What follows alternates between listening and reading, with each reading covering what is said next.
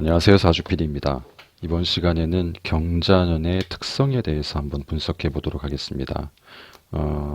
댓글과 이메일로 인한 요청 사항들이 좀 있었습니다. 그래서 다소 늦은 감은 없지 않으나 경자년에 대한 분석을 한번 시도해 보도록 하겠습니다.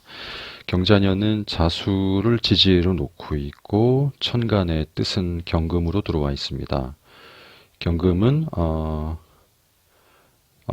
쪼이는 능력이죠. 이렇게 완악지상으로 가볍게 혹은 무겁게 병정화의 힘을 이미 충분히 받은 상태에서 강하게 이렇게 쫙 쬐어가는 그런 어떤 에너지의 패턴들입니다. 그래서 열매가 마치 익어가는 듯한 느낌이다라고 해서 이제 보통 상징적으로 열매로 표현을 많이 합니다만, 그런 어떤 하늘의 이치, 뜻이 담겨 있는 그 천간의 흐름이 되는 것이고, 지지의 자수는 일양이 시생하는 어떤 그 구간의 어떤 계절적인 특성, 방위적인 특성, 물상적인 특성을 이렇게 보유하고 있게 됩니다. 그리고 30% 정도의, 33% 정도가 되겠죠. 1년에 33%를 임수의 영역에서 차지하게 되고, 나머지 구간을 계수의 영역에서 이제 활동하는 부분들로 연결고리가 생겨나게 됩니다. 임수의 단계는 이미 해수의 구간에서 전년도 기해년의 해수의 구간에서 간목이라는 요소가 한번 장생을 했던 적이 있습니다. 그때 탄생을 이미 한 상태지요.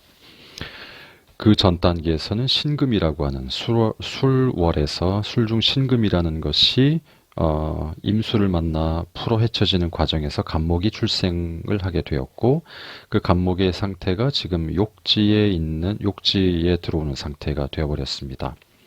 그래서 자수의 구간에는 간목이 보이건 보이지 않건 간에 간목이라는 어떤 에너지의 상태는 욕지의 상태로 옷을 벗고 있는 상태다, 혹은 목욕하는 상태다, 물론 다 은유적인 표현이긴 합니다만 어떤 그런 조건으로 놓여져 있는 것을 볼 수가 있게 됩니다. 물론 다른 모든 천간의 기운들도 12운성의 배열을, 대입을 통해서 그런 유추와 추리가 가능합니다.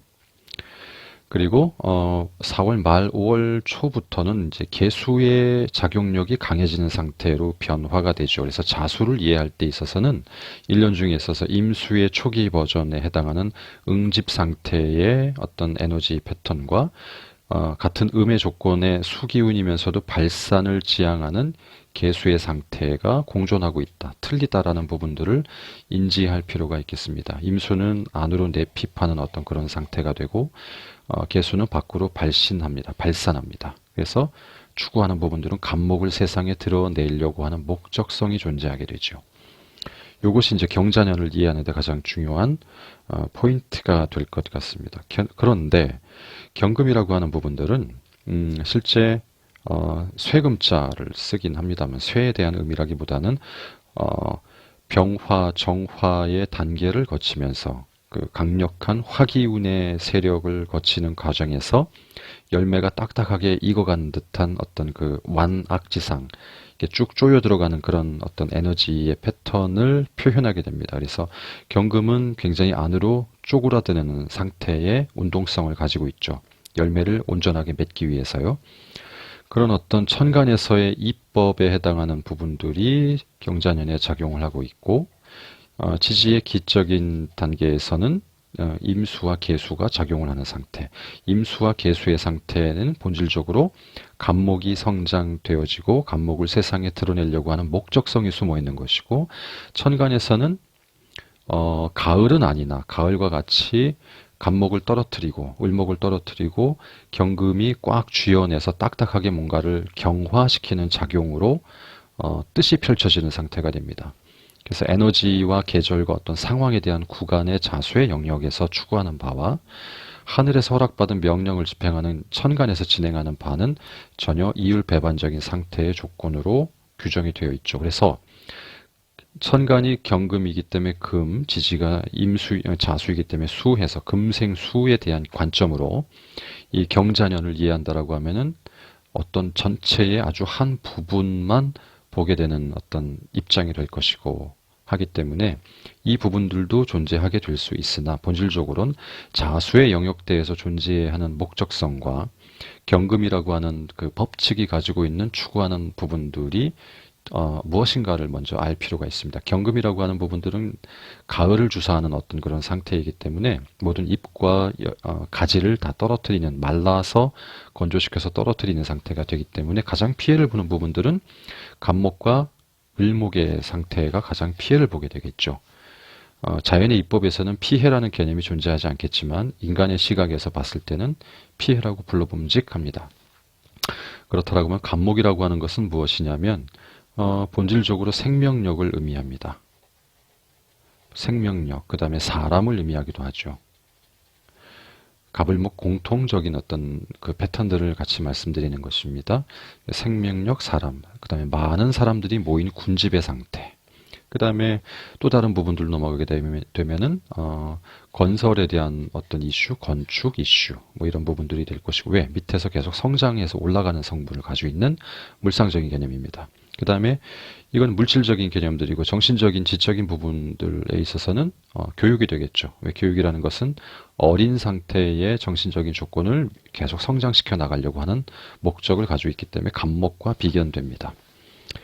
그래서 현상계의 환경적인 어떤 에너지 구간대에서는 갑목을 지향하나 새로운 생명력과 탄생, 그 다음에 사람에 대한 추구, 많은 어떤 그런 것들을 추구하게 되지만, 하늘에서 허락하는 기운은 경금이다 보니 경금의 갑목이라는 부분들은 많이 에너지가 소진되거나 약해지거나 병들게 되기 쉽습니다.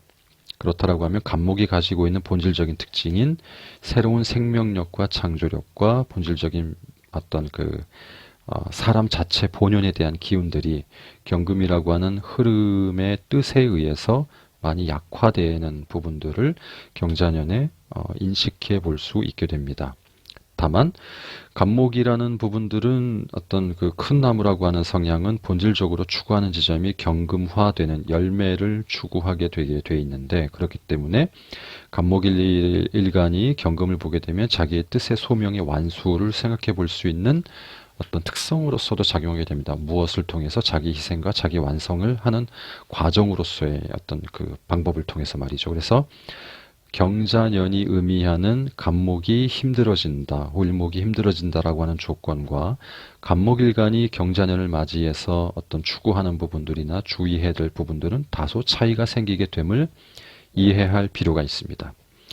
그래서 초반부에 특히 31년에 33%면 약 4월 정도까지는, 그러니까 인묘진사에 해당하는 인월묘진사 이 정도까지는